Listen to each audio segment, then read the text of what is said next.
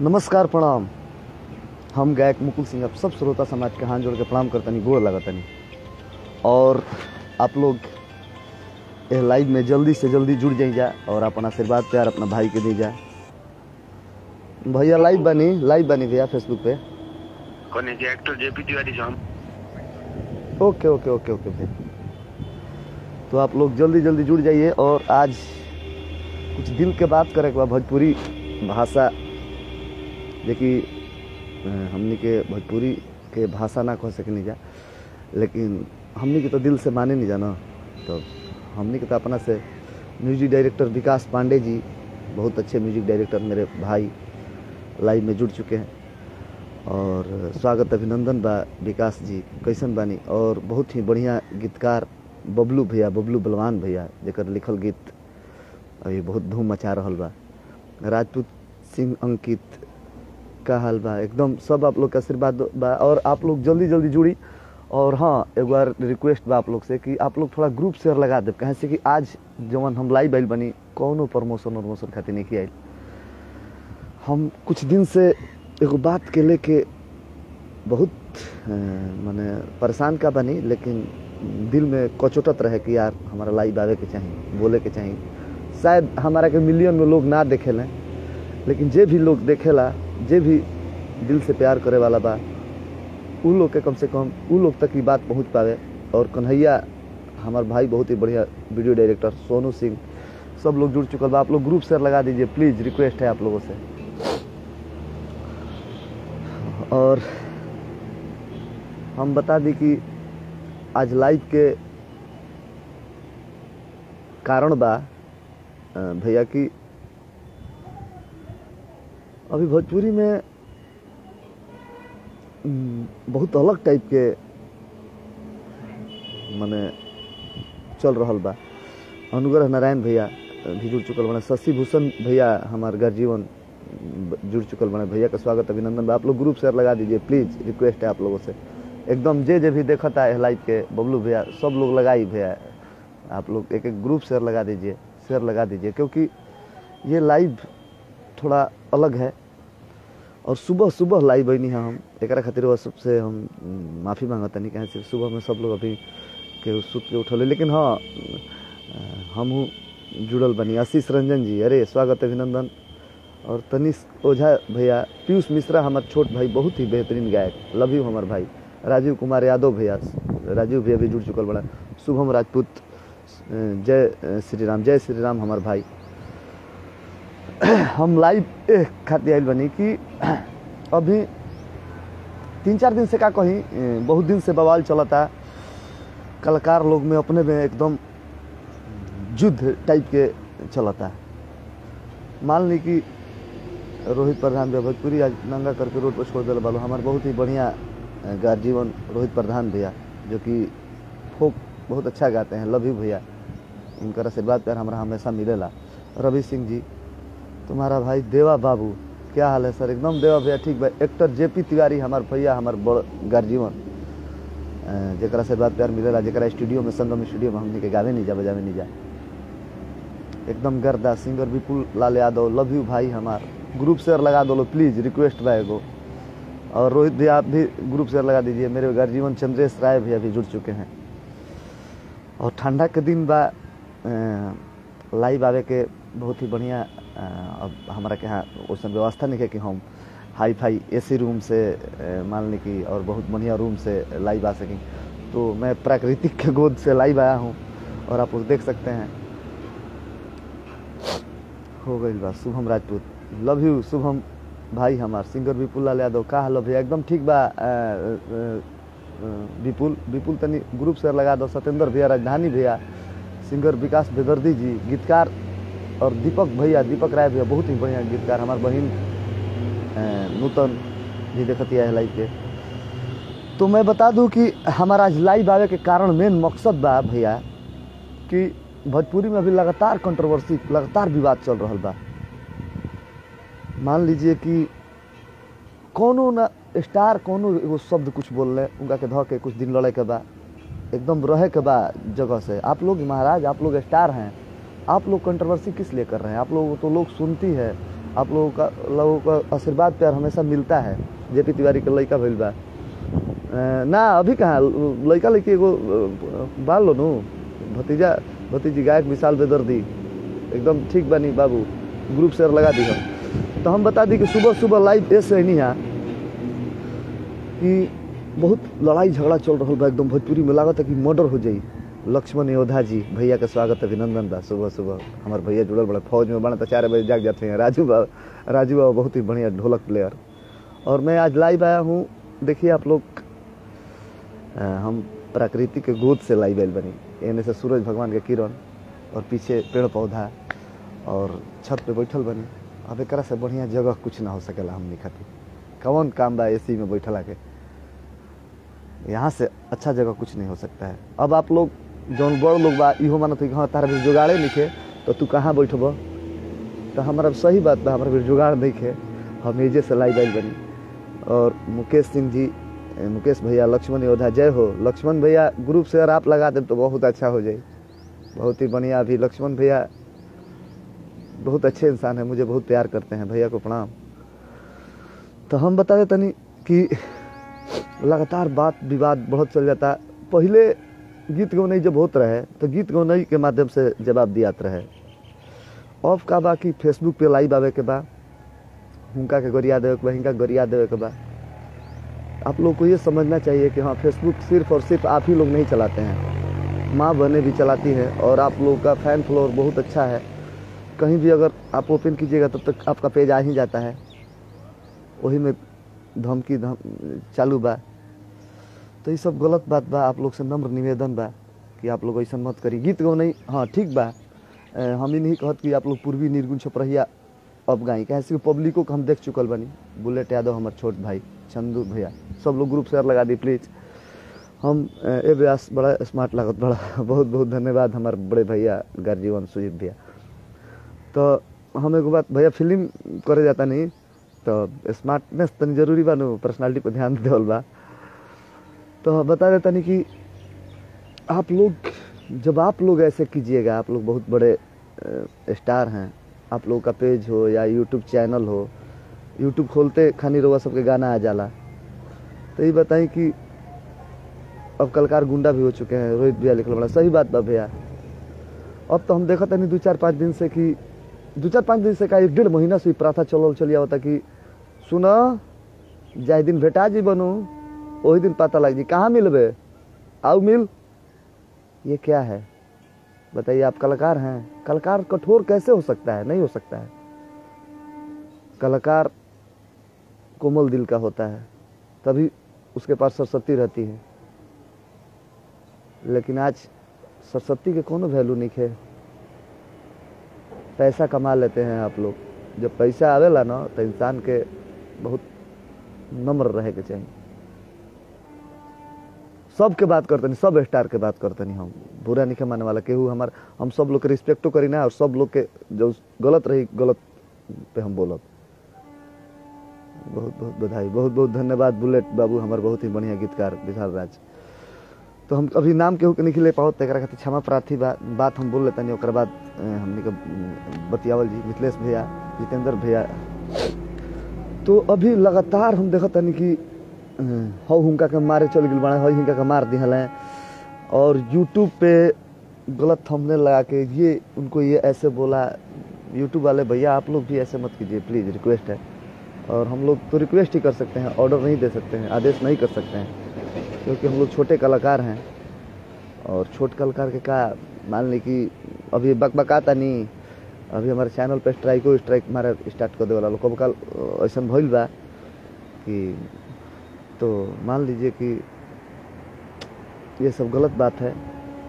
और आप लोग सब कुछ कीजिए, बहुत बहुत धन्यवाद अश्विनी तिवारी भैया, आप लोग सब कुछ कीजिए, गाइए, गाना के माध्यम से जवाब दी। अभी हमारे गाना के माध्यम से जवाब आवता, अभी आई मुकुल सिंह ऑफिशियल से बहुत बढ़िया होली आवता है, वो जवाबे हो, कंट्रोवर्सी हो, लेकिन क्या मतलब बनता है? आप लोग ये लाइव आके उनको मान लीजिए कि हाँ कोई गलत बोल दिया तो किसी को गलत लग गया।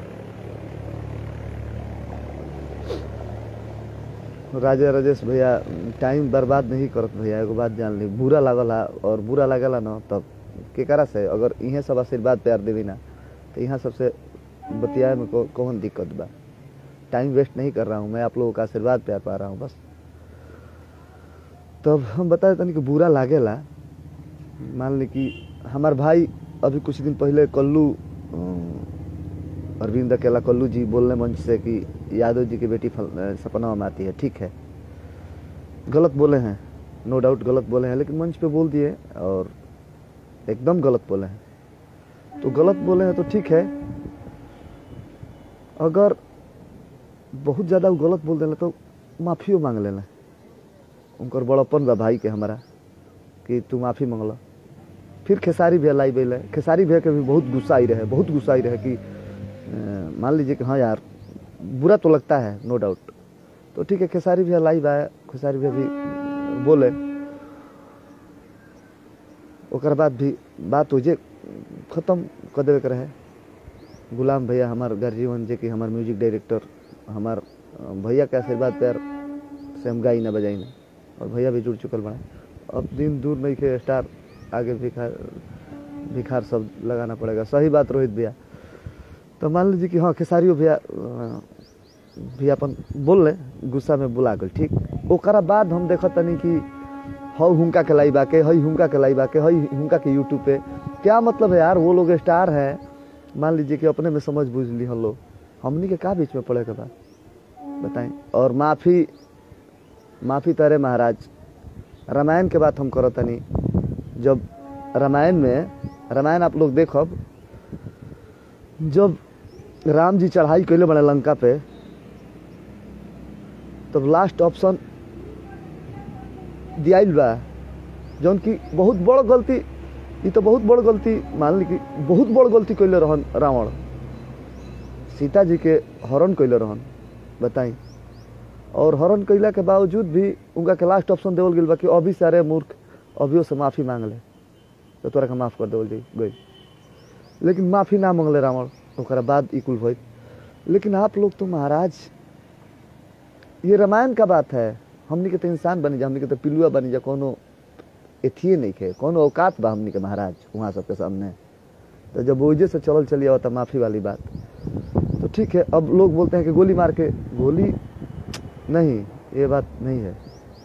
और सब लोग पहले तो यादव, बबुआन, भुनिहार, कलाकार का कोई जात होता है आप लोग बताइए।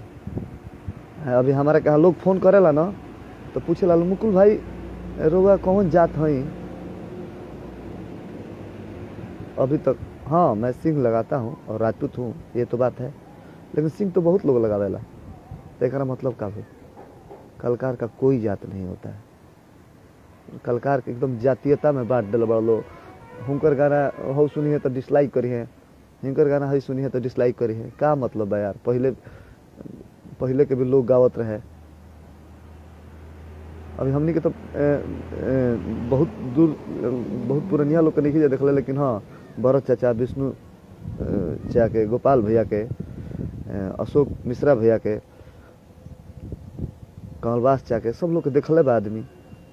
तो गीत गौनई के माध्यम से दुगोला होत रहे। लेकिन अब भाई लाइव आके केहू के गरिया दिहल, केहू के धमकी दे दिहल। अरे महाराज, अगर आप धमकी दे रहे हैं ठीक है, तो आप कलाकार नहीं है। आप कलाकार हटाइए, कलाकार नाम हटाइए। क्या कलाकार हैं आप बताइए, किस बात का कलाकार हैं आप उठाइए। आपके हाथ में साज नहीं, आपके हाथ में तो हथियार होना चाहिए। जो मोरे मारी करे के बा, एकदम जो रोहित भैया सही बात, ठाकुर पिंटू सिंह जी भैया प्रणाम। तो मोरे मारी जब करे के बा, तारे महाराज इनमें गीत गौनई के कौन काम बा? हथियार उठाई। और रहल बात हथियार के, तो हथियार हमनी के उठावे के क्षमता नहीं है। ई बनावल बा देश के रक्षक जे बा न, ओकरा खातिर हथियार बनावल बा कि हाँ रक्षा करे खातिर हथियार बा, ना कि केहू के मारे खातिर, केहू के गुंडागर्दी करे खातिर ना। और अगर अतने तारा खून में उफान मारत रहे और बचपने के तू अतना बड़ डॉन हो, केहू जे भी कलाकार बा, तू अतना बड़ डॉन रह, तो तू काहे ना आर्मी के दौड़ निकाल के हो गइल? तार तो खून, जरा खून में उबाल आ जाइनु, वो आर्मी के दौड़ आराम से निकाली। और भारत माई के रक्षा करे लगी। बताइए, धमकी हमारो को कुछ दिन पहले धमकी आई कि बहुत बड़ कंट्रोवर्सी में बड़ा उठवा ले तारा के, तारा मालूम नहीं थे। अरे भैया हमार, मैं छोटा गायक हूँ, मुझे किस लिए उठवाएंगे बताइए।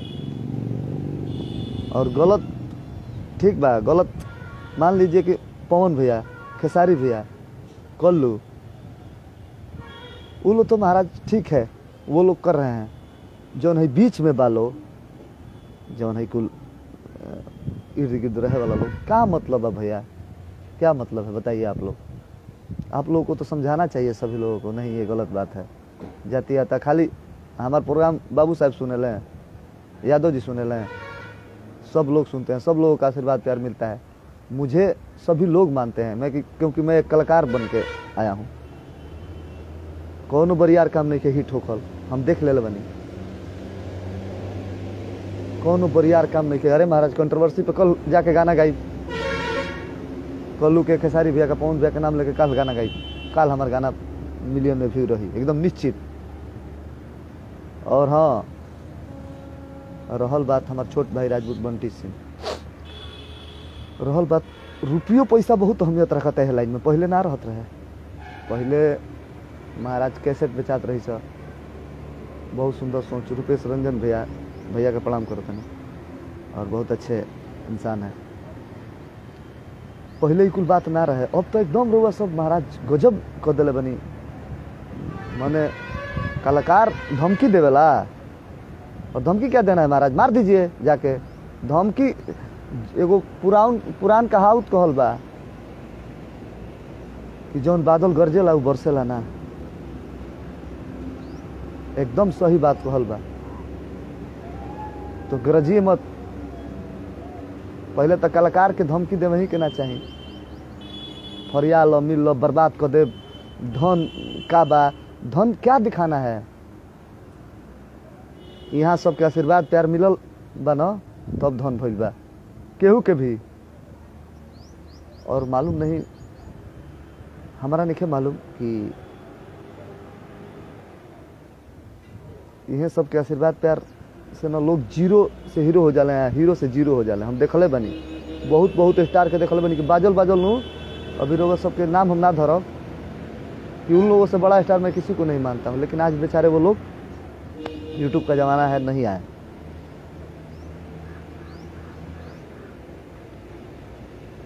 सब बात बोलने में तो तकलीफ नहीं है। सिंगर मिस्टर राजा जी बोली, भैया आप बोल सकते हैं, गर्दा मचा दल। राम तिवारी भैया हमार जुड़ चुकल बना।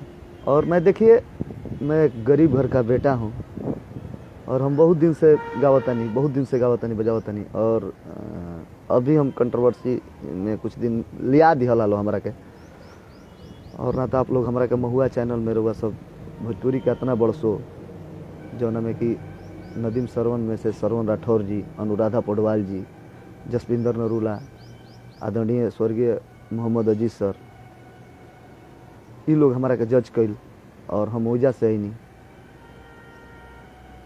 आदरणीय हमारे गर्जीवन अभी नहीं रहे, मेरे गुरुजी स्वर्गीय धनंजय मिश्रा भैया, गोपाल भैया, भरत चा, इंदु सोनाली मैम, मालिनी दीदी, कल्पना दीदी, सब लोग जज कैल, ओजा से हम फाइनलिस्ट बनल रही। तो वो मेहनत था, वो जज्बा था गीत गवनई के माध्यम से, ना कि गाड़ी ओजा गाली उली ना चलेला। और बड़ी परखेला लो, वो लोग के भी बैठे का औकात नहीं खे, उ लोग के हम भगवान मानी ना। और समाज में कलाकार का बहुत योगदान होला, सही बात रुपेश रंजन भैया। मान लीजिए कि आप लोग जो गाइएगा वो पब्लिक सब लोग सुनी, सब लोग नहीं, ठीक है आप लोग जमाना के अनुसार गाइए, लेकिन गंदा चीज़ तो मैंने अब बंदे हो चुकल बा, गंदा चीज़ वो सब नहीं गाओ, ठीक बा। लेकिन हो सब प्लीज़ रिक्वेस्ट बा, आप लोग बंद कर दीजिए, आप लोग ये मत कीजिए।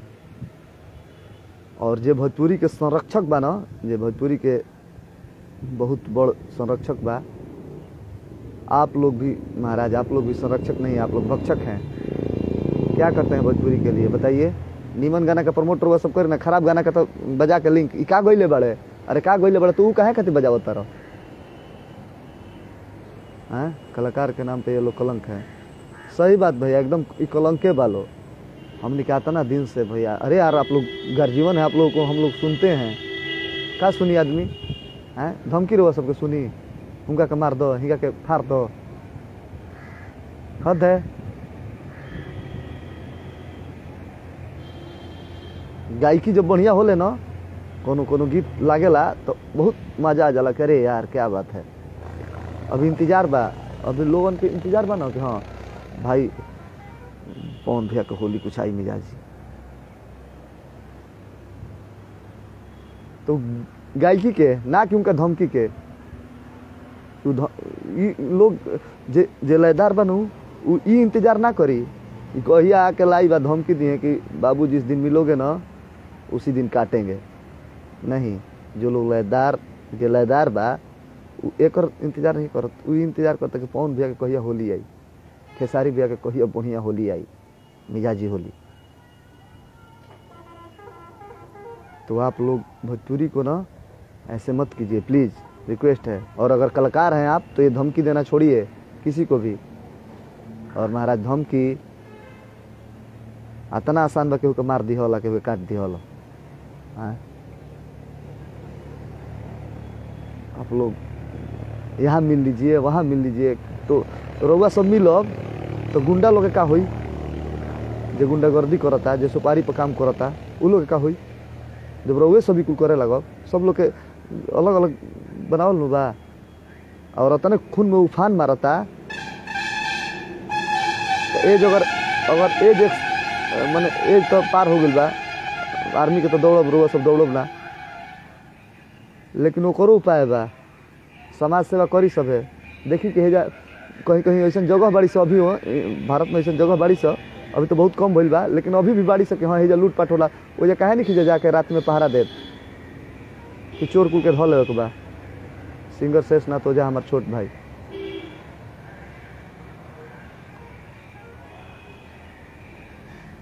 हाँ सही बात, लोगन के इहो लगी कि काले अभी आज लाइव बनी, आज फोनो आई हमारा के यहाँ का चंद्रेश जी का हाल बारी चंद्रेश जी। तो अभी हमारे यहाँ फ़ोन आई कि भाई हमरों के यहाँ धमकी आवे लागला, हम देखले बनी। अभी हमारे यहाँ एक जना फ़ोन कैले, एगो हमारे गाना ही रहे मुकुल सिंह ऑफिशियल पे, यादव बबुआन पंडितान के लड़ौलस। हाँ फ़ोन कैले, कहले कि आप लोग यही सब गाते हैं। हम कहनी कि ना हम तो ये ना गाई ना, रुआ हमारा कितना दिन से जानते हैं, तो ये गाना से मैं आपको जान रहा हूँ। हमने करा पहले कहाँ रही रुआ, इतना बढ़िया बढ़िया चीज़ गई बनी, ओकरा खातिर फोन ना कहीं, चुपचाप राखी फोन।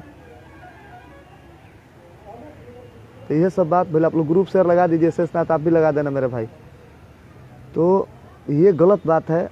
और कलाकार के काम न गावल बजावल होला, कहते बनी कोमल दिल के हो खबर नु तबे सरस्वती रही है तारा बेरी। एक बार तो सरस्वती के कोनो काम नहीं के, बरियारी खाली बात अपन गा देवे के बा हो गई। और भक्त हैं, पब्लिक को प्यार करते हैं, क्या प्यार करते हैं? हमारा तो नहीं लगता कि पब्लिक से प्यार होला। पब्लिक से प्यार हुई तो पब्लिक खातिर सोचल जाए, केहू स्टार भैया रहुए सब हमारा खातिर भगवान बानी, आप लोग मेरे लिए भगवान हैं। किस चीज़ का भगवान है? हैं किस चीज़ का भगवान है? भगवान में से एगो कौन कुछ लिख दिन अगर वो पोस्टवा पे कि आप लोग ये गलत कर रहे हैं, ओकरा के फोन करके वो सब गरियावे लगब, और तो फोन करके ना गरियाई। या तना बेकार तो हम लोग हो गई बड़ा लोग, फोन करके अपने ना गरी बोलो क्या कर बोलो नु कि 10 गो लइकन के नंबर बांट दे बोलो, और लइकावा गरियावे लागत तारा सब, जनन के कुछ औकात नहीं खे, और गरिया के पूरा एकदम ते बन तारे रंगदार हई हो फलान ठिकान। अरे हद हो गई बा एकदम। आप लोग महाराज घिनवा दिल बनी रहो सब। अरे भाई गोर तो हम हुई न गुल बनी घरी। और गुंजन भैया हमार बड़ भाई भैया जातिवाद एकदम रेल दिले बालो, जातिवाद के हद हो गई बा। वैसे जातिवाद कइल जाला महाराज।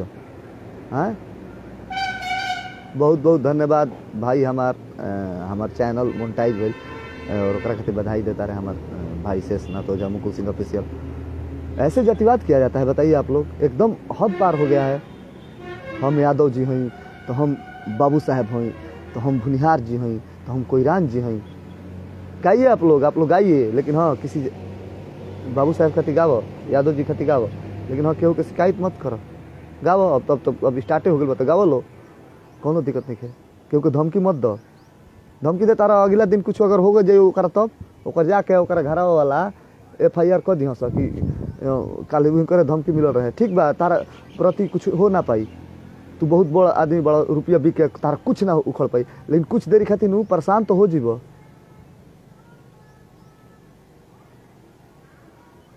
मुकुल अब तो हम तारा साथे ना रह भैया, ये हम लोग के रग में नहीं है रोहित भैया।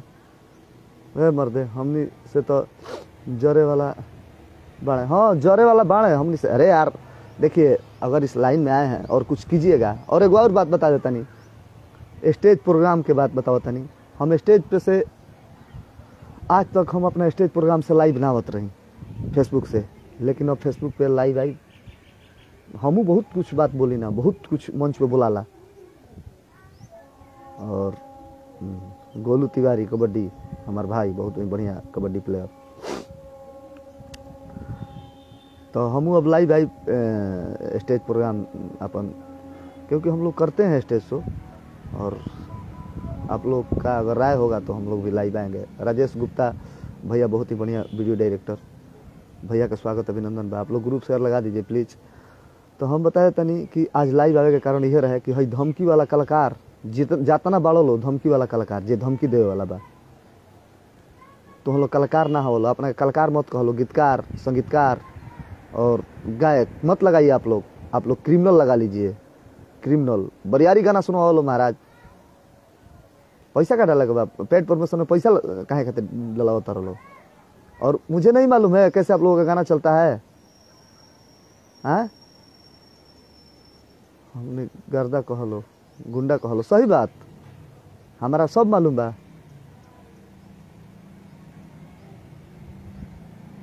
तनी एगो गाना नु हमारा चैनल पर छोड़ दिया ही तरी, बिना पैड उठ के, बिना एथी के। देखो तनी भाग जाता गाना, कितना पब्लिक प्यार करती है। आप लोग पैड प्रमोशन लगाते हैं महाराज, और वाकई में आप लोग स्टार हैं, नो डाउट, आप लोग बहुत बड़े स्टार हैं।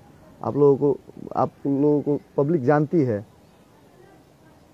लेकिन बेमतलब के हैं जाने ला पब्लिक तो ओकरा के बढ़िया से नु कि कलाकार के रूप में नु कि कलाकार के रूप में, गुंडा के रूप में। हम गुंडा हई, यहाँ आके मिल लो, मारना दिन पे हमार कहाँ तोर औकात बा? औकात देखे वाला आदमी होता महाराज, कलाकार होला बा, हद बिया।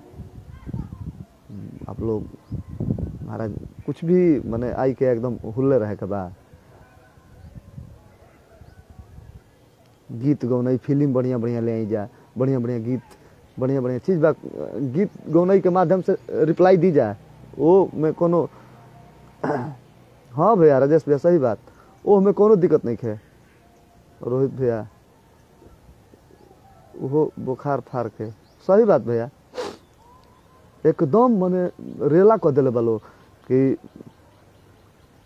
अभी हमार फेसबुक है जौन बा हमार, अभी हैक करवैले रहा से कुछ दिन पहले, गाड़ी लिख दो सके ऊपर, बताई का मतलब बा? बिना हैक करैले अथी हो जात रहे, चैनल पे हमारा रिपोर्ट मार रहे। हम बहुत बड़ कलाकार ना हई, लेकिन हाँ हम चैलेंज करतानी, हमार चैलेंजे बा एकदम कि अगर गायकी के मामला से अगर पब्लिक स्टेज पे वो काम करो, 10 गो जज रख लो, ठीक नु, भक भक करे वाला लोग 10 गो जज रखियो, आप पब्लिक ना होकस, ऐसे कि पब्लिक उन लोगों को बहुत ज़्यादा मानती है, मन दिल से माने ला लोग। मंचाओ पे नु भकाए वाला लोग मंच पे हमारे से फरियाली हलो। अच्छा जजमेंट 5 गो बढ़िया बढ़िया जज बैठा के गीत गौने के बाद बतिवाली हलो। महाराज आप लोगों का नाम हो चुका है, इस वजह से आप लोगों को पब्लिक सुनती है, नहीं तो आप लोग कुछ नहीं है, जीरो हैं। हद है एकदम, माने अत्यंत कर दिल बड़ो भैया। हुंगा क्या के लाइव गरिया दो, हुंगा के लाइव आके जो कुछ ठंडा होता नु, रुको हई साज दो, उठाओ ये मैटर, फोन लगा दो बेटा, जाए दिन मिल जेबे नु वही दिन तोरा था लग जाई। का था लग जाई? का हवा तू? कलाकार हवा कि गुंडा हवा? पहले तू अपना के ई सोचा ना कि तू अपना पहले प्रूफ कर लो कि हम गुंडा हैं कि कलाकार हैं। केहू पूरा ऑल सॉल जितने भी लोग हैं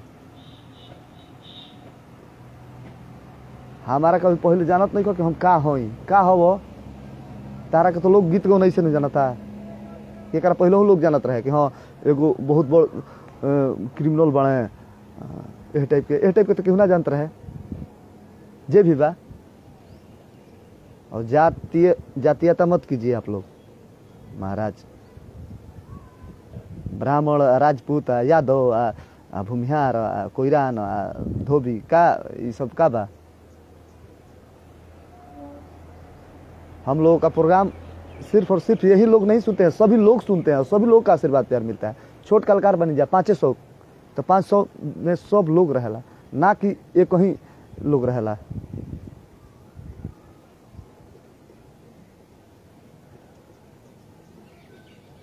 शेषनाथ हमारा की का धमकी दिलो, धमकी तो दे लो। अभी एक दिन फोन आयल कि बेटा तुमको उठवा लेंगे। हम पटना में हेजा शूटिंग करते हैं, उठवा नहीं रहुआ महाराज। हम तो उठे खातिर तैयार बनी, खाना तो देव नु बानी के हमारा के गरीब घर के लड़का हई, हम कैसे जियत तानी। और रहल बात स्ट्रगल के, मेहनत के, तो सब लोग मेहनत करेला, सब लोग मेहनत करेला महाराज। मैं मेहनत नहीं करता हूँ? कौन नहीं मेहनत करता है कलाकार महाराज? 15 साल से मेहनत करता नहीं और कीर्तन गईले बनी। सब लोग जानता, हमारा के जाने ला नो, सब लोग जानता। साइकिल से प्रोग्राम करे गई बनी। अभी स्कॉर्पियो से ना जानी, स्कॉर्पियो प्रोग्राम करे जानी, लेकिन अभी भी अपना घर के यहाँ ना बोले ना, जानते नहीं कहें से 2 लीटर तेल लग जाए, 200 रुपया बाची तो हमार काम करी। हमार औकात इहे बा। हम जानी बाइक चला के बक्सर सब लोग को जुटाई ना, बक्सर से गाड़ी खोले ली सर हमार। बताइए। और पब्लिक आप लोग को प्यार, पब्लिक के प्यार मिलते बौखला जाता रहो, धन देखावे लगता रहो, कुल लोग हथियार देखावे लगता रहो कि मार अब एकरा कमर बोलो। गीत गौनाई से कंट्रोवर्सी कर लो ना महाराज। हाँ एकदम हद कर दे लो। बताओ जात पात बांट दिल लो एकदम यार, भोजपुरी के बांट दिल लो। आ भोजपुरी के 8वीं अनुसूची में बात करता लो पहुंचावे के।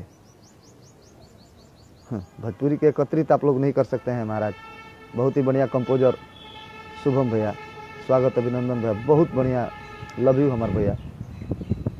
कलाकार कोमल दिल के होला, केहू हद पार मत कर लो। और किसको पब्लिक कब प्यार करेगी और कब नकार देगी ये कोई नहीं जानता है, कोई नहीं जानता है। एक बात समझ लीजिए, कहें से कि हमने के सामने बहुत ज़्यादा एज नहीं के भइल, अभी 27-28 वर्ष के हो गए हमनियों के, तो 14 से 15 वर्ष से गावत बजावत आदमी, छोट से ही गावत बजावत आदमी, तो देखा था कि बहुत बढ़िया स्टार, बहुत सुरीला सुरीला। और एक और बात बता देता नहीं, अभी ऐसा लोग बाड़े नु कि तुम लोग से बढ़िया गावे वाला गाँव में छिपल बाड़े, गा दिलो नु तो देखत रह जी, बोलो कि अरे यार क्या बात है। देखिए ये जो शुभम भैया हैं, इनका आप लोग गायकी सुने हैं कभी? कंपोजर में नाम जाता है इनका, लेकिन गायकी सुन लो बोलो तो फाटे लगी, ब्रेन हेमरेज हो जाए। और गाते नहीं हैं। इनका एल्बम नहीं आप लोग सुने होंगे कि हाँ एल्बम खातिर लाइव नहीं तो महाराज। और कभी आप लोग सुने हैं कि लाइव आके धमकी दिया वाला गरियावल एक दूसरे के काहे खातिर? अगर कंट्रोवर्सी खातिर करता लो तो ये कंट्रोवर्सी खातिर ये गलत रास्ता बा। आप लोग ये गलत कर रहे हैं। आप लोग भैया रिक्वेस्ट, आप लोग बड़े हैं महाराज, आप लोग को मैं रिस्पेक्ट करता हूँ हमेशा, और हमारा का अदब सिखावल बा कैसे केकर से बतिया बा, ठीक न? हमेशा अदब रही। और ऐसा कुछ नहीं है कि माने गरीब घर के हई तो ओकरा मतलब ये नहीं है कि हम बहुत अथी हैं, नहीं। हाँ भैया राजेश भैया मालूम बा, प्रमोशन पे कुल खेला बा, प्रमोशन पे सब खेला बा। हमनी के 1000 व्यू के हम अपना 1 मिलियन मानी ना, कहे से हम अपना बॉल पे लाई ना महाराज। और रोहित भैया देखले बड़े हमार मेहनत का, हम मेहनत करी ना। अभी पागल लेखा कान में ईयरफोन लगा रहेला, तानपुरा बाजत रहेला। तानपुरा के नामों का कतना लोग अभी सुन लो ही बोलो कि ना। बहुत बहुत कुछ नहीं दिले माई, लेकिन बहुत कुछ दिले बड़ी। वही में हमारा के एगो सुरीला, हमारा के एगो सुर ताल दे दिले बड़ी। गॉड गिफ्ट मिलल बा। अब एक से बड़ कुछ नहीं के पब्लिक के प्यार, 500 पब्लिक के प्यार हमारा मिलता। वो हमारा खातिर बहुत अहमियत रखता। लेकिन हाँ यार ये गलत है। रिक्वेस्ट करता नहीं, कलाकार के काम केहू के धमकी दिहल ना हो। कौनो भी कलाकार, केहू मुंबई बसल बा, चाहे केहू पुणे बसल बा, केहू विदेश बसल बा। हाँ करण भैया पहचाना नहीं। अभी हम बात में तनी बाजल बनिए के चलते भैया नाम नहीं खेले पाते, खातिर माफी चाहता नहीं। आदित्य कुमार तिवारी जी सब लोग के स्वागत अभिनंदन बा।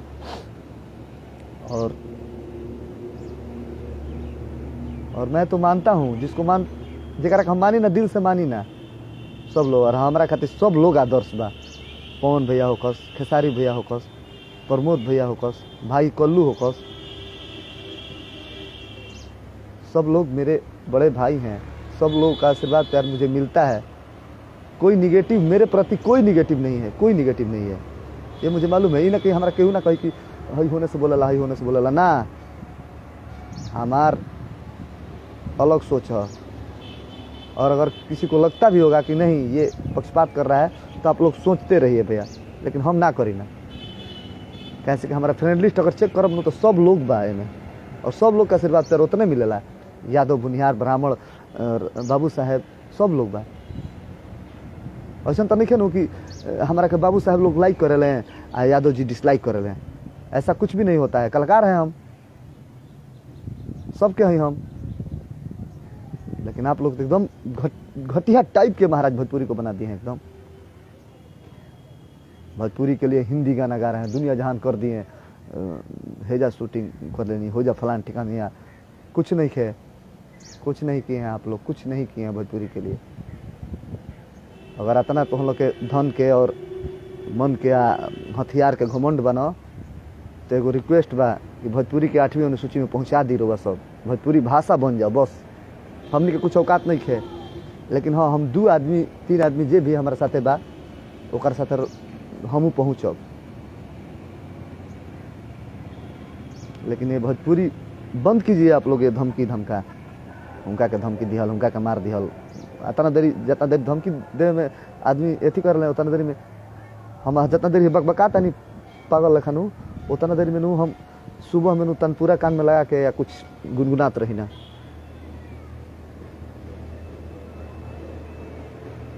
लेकिन आप लोग तो एकदम एहू में ढेर लोग अभी हमारा कही। राजू लहरी भैया बहुत अच्छे म्यूजिक डायरेक्टर। अभी ढेर लोग में कही कि देखिए अपन रोटी से खाता। रोटी से के वाली बात नहीं है। भोजपुरी हाथाना दिन से हम गावत नहीं बजावत नहीं, तो हमारो हक बा बोले के। गलत कर बोल तो बोलो।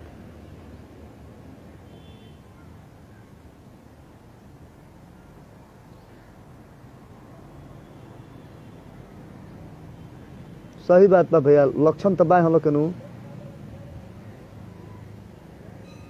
और के करा के कैसे हमने के देखल बन, हम जानत नहीं के कैसन हो। बताई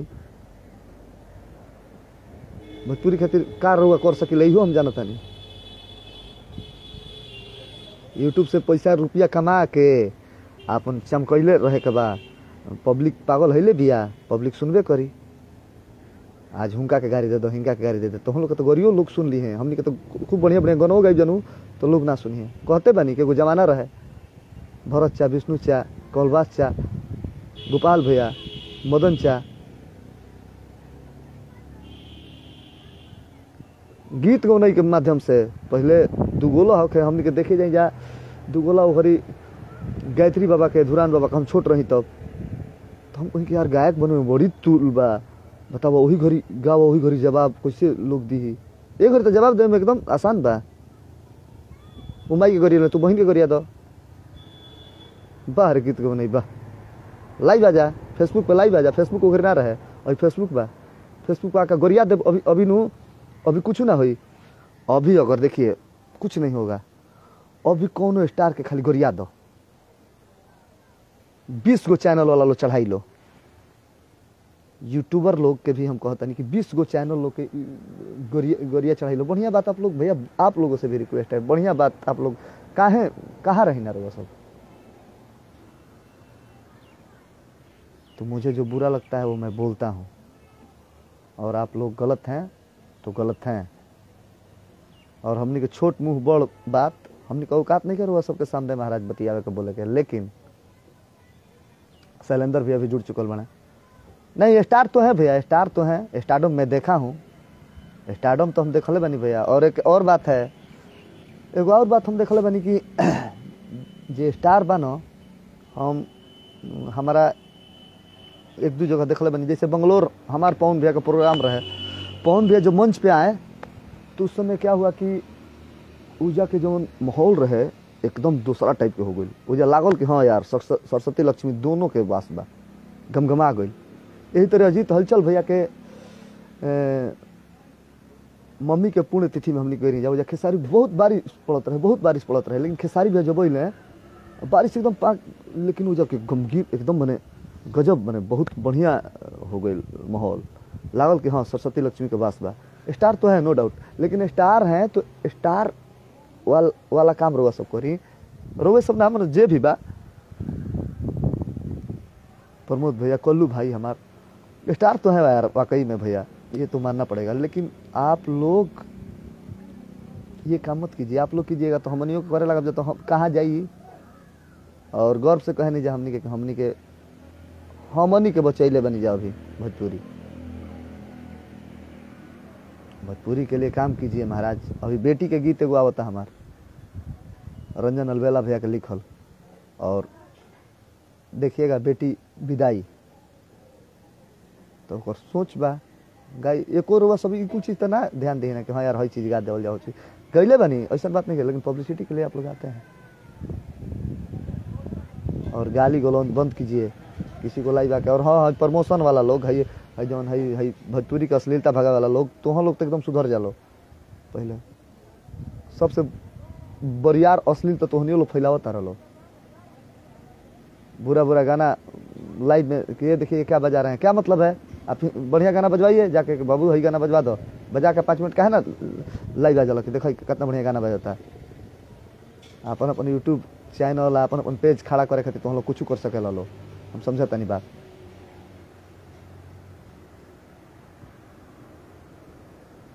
और अगर हम कुछ गलती बोल रहे हो कब तो वह सब माफ़ करब, कहे से कि छोट मुँह बड़ बात हम रिक्वेस्ट कैनी है। और अगर आप लोग कलाकार हैं तो कलाकार बनिए, और अगर आप लोग कलाकार हैं गुंडा हैं तो आप लोग गुंडा बनिए, क्योंकि कलाकार के हाथ में हथियार ना साज के जरूरत होला।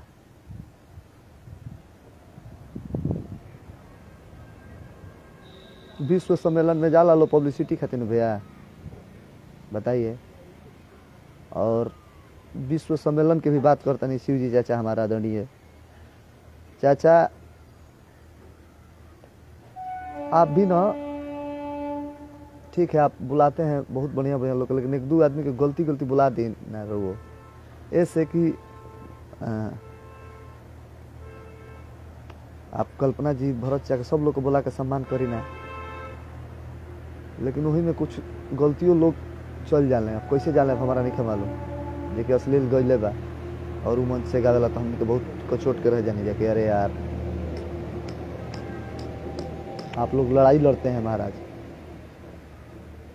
तो बस अब भोजपुरी के आप लोग और गाली गलौज होता है, सही बात बा, तो आप लोग एकदम साझी कि नहीं महाराज डिसलाइक कीजिए, गाने को रिपोर्ट कीजिए जो लोग गाली गलौज कर रहे हैं।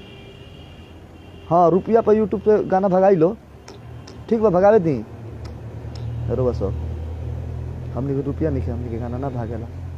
लेकिन हाँ 5,500 लोग देखे तो एकदम गर्व से कहने जाके यार 5,000 लोग देखल बड़ा, कैसे कि मालूम बा हमने के।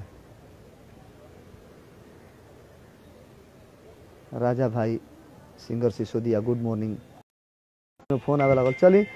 और छोट मुँह बड़ बात अगर रोवा सबके बहुत बुरा लागल हुई तो भाई समझ के हमारा के रोवा सब माफ़ करब, कहे से कि बस बहुत कुछ बोल देनी है, और सब लोग को मैं दिल से मानता हूँ, और मेरा जात कोई नहीं है, मैं एक कलाकार हूँ, और कलाकार के नाते भोजपुरी के लिए मैं बोल सकता हूँ, ये हक है मुझे। और धमकी उमकी मत दी रुआ सब, प्लीज़, कैसे रुआ सब धमकी दी ना तो हमें डर लगे लगेला, और वाकई में डर लगे लगेला। बनावटी बात ना, रंगदारी वाली बात ना, बहुत होपलेस हो जानी 2-4 दिन 5 दिन गीत गो नहीं ना गा पाई सकेनी। तो एक चलते आप लोग से नम्र निवेदन और प्रार्थना बा कि आप लोग धमकी उमकी ना दें। और हाँ, गीत गौनई के माध्यम से कंट्रोवर्सी करे के बा, गीत गौनई गावे के बा, बजावे के बा, जात पात में न बाटें। मैं एक कलाकार हूँ, मेरी कोई जाति नहीं है, और आप लोग से ही नम्र निवेदन है, और आप लोग किसी को धमकी न दें, किसी का बात न सुने। अगर मान लें कि खेसारी भैया के, कोल्लू के, चाहे बड़े भाई पवन भैया के केहू अगर धमकी देता है तो कुछ ना हुई वो लोग के, ऐसे कि वो लोग महाराज एक लेवल पे है ना। तो इसलिए जो बीच वाला वालो जो हम लोग के चाटा बाटा दुनिया जहान फलान ठिकान, आप लोग किस बात के लिए बोलते हैं? नहीं बोलना चाहिए आप लोगों को भैया, हमारा जहाँ तक समझ बा और रिक्वेस्ट बा, बस अगर कुछ गलती हो रउआ सबके हमार बात लागल हो तो रउआ सब माफ़ करब। और जय हो भोजपुरिया समाज, और अपन आशीर्वाद प्यार ये भाई पे, ये बेटा पे बनौले रही। और हाँ, हमार एगो आप लोग अपन राय देव कि हमारा अपना प्रोग्राम से फेसबुक लाइव आवे के चाहिए कि ना, कैसे हम कभी भी लाइव नहीं आई। और हम ये बात फेसबुक फ्रेंड लोग से पूछल चाहते हैं कि हमरो शायद लाइव आवे के चाहिए, तो आप लोग अपन प्रतिक्रिया जरूर दें। जय हो भोजपुरिया समाज, और जेकर नाम ना लो एक खातिर माफ़ी चाहतनी, कलाकार बानी, सिंगर सिसोदिया, सही बात।